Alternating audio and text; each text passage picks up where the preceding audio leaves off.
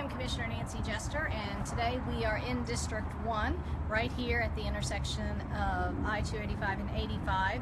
I'm standing in the portico of that tower you see. It's the former Presidential Hotel, last known as the Presidential Condotel, and this is the area where there's a club and public area and a ballroom. This door right here, back on the 27th of July, was open, propped open, was held open with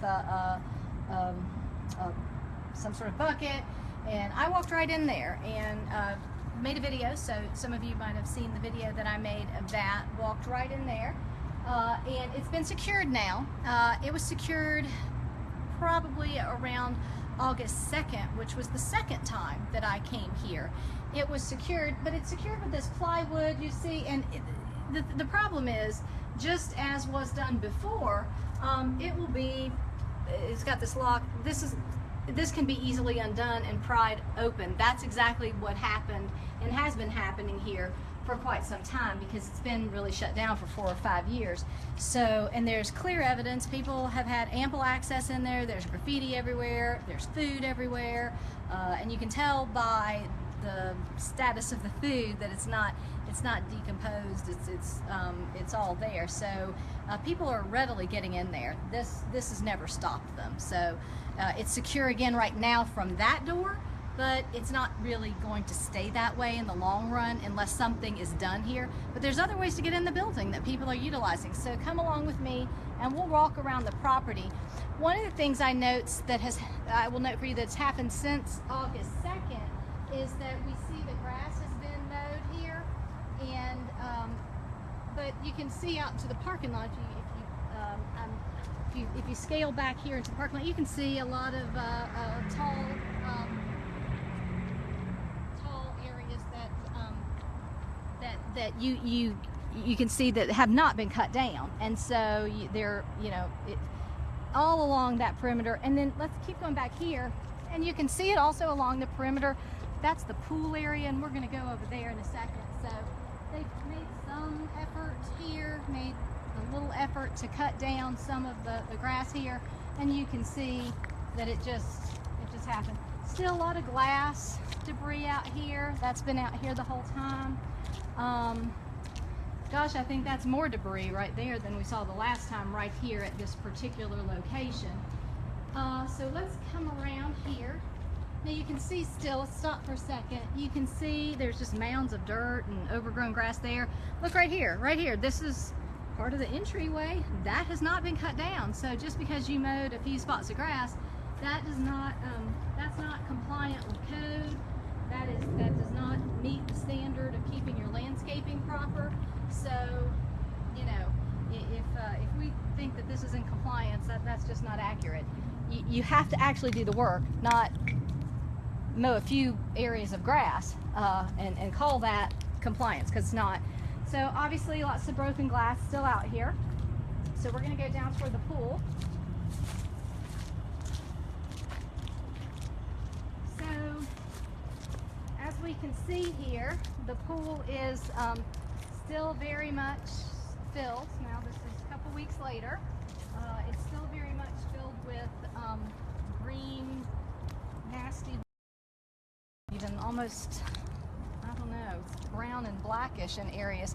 So, and that's still, now they've got like a gate with a lock there, but anybody can hop over that fence.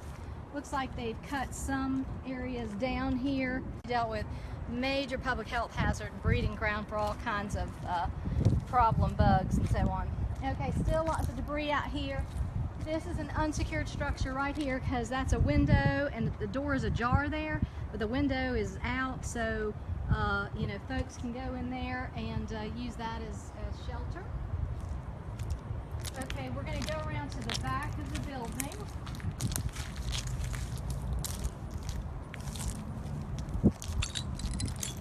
You can see still lots of glass debris.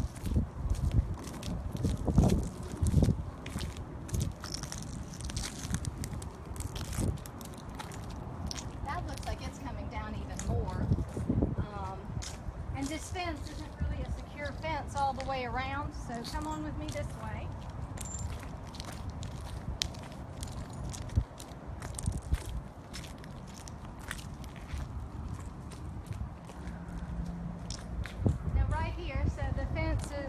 fixed right here.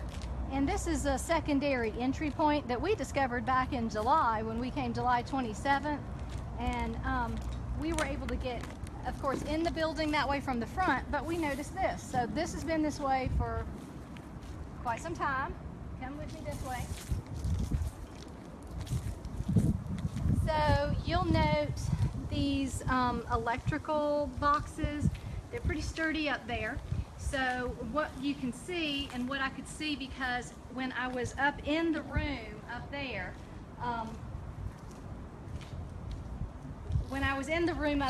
I could see evidence down on the roof that people are getting up onto the roof and then going in right there at that window.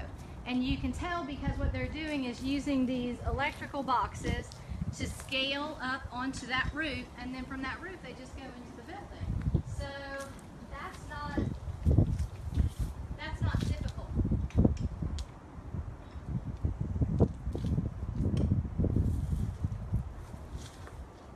Okay, so again, they're getting up on that roof and going right in there. So this is not secure. This is an entry point that we have clear evidence that they're using, because you can see too the top level of that air conditioner is, you know, it's got some depressions in it where people have stepped on it. And we saw the same inside that room. I was inside that room looking out onto this when I came on the 27th of July. So we'll continue back here. And one of the things you'll note throughout, I mean, obviously there's debris, there's overgrown landscaping. This is the second shed. So we saw that pool house. So this is a second structure back here that's unsecured. You see all these tire dumpings. There's various piles of tires around the whole of the property. So that's just one area. But this shed is clearly being used by somebody. There's evidence, food products. In the last video I did, which was I think the August 2nd video, we went in. Let's see if it's any different. I think that cart wasn't actually in there last time, so that cart is new. And there's new food because the Twinkie boxes have been moved from the shelf up there down to the floor. So that's changed. Cranberry sauce is still up there, so that's there. I'm not sure. I think the clothes might be different. I'm not sure about that. But there are various, again, collections of tires throughout the property. We'll walk back the way that we came in. And I know because I'm getting mosquito bites now, and I got them the last time I came. I mean, this is just an infested area.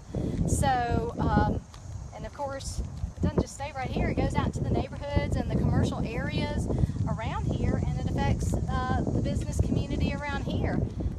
And we all see it when we drive by 285 and 85, and it's been just derelict for a long time. If you pan up there, you can see all the broken windows. So the windows are not completely boarded up. They're not. You can see the curtain coming out of that window.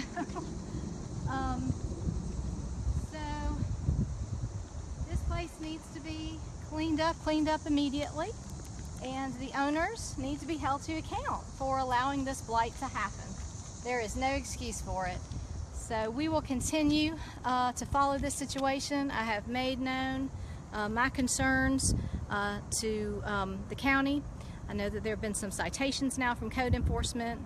I think it's a little too late, but they're on it now. So I'm happy to see some changes here, but we've got to keep monitoring the situation and make sure that we bring the pressure to bear on these owners to get this property fixed. And if they're not going to take care of it, to go ahead and put it on the market, because something wonderful could happen right here. It's a great location, but right now, this is what we have. So again, this is evidence of failure in government on many levels. So we're going to hold folks accountable for this. So stay tuned for future updates about the Presidential Hotel.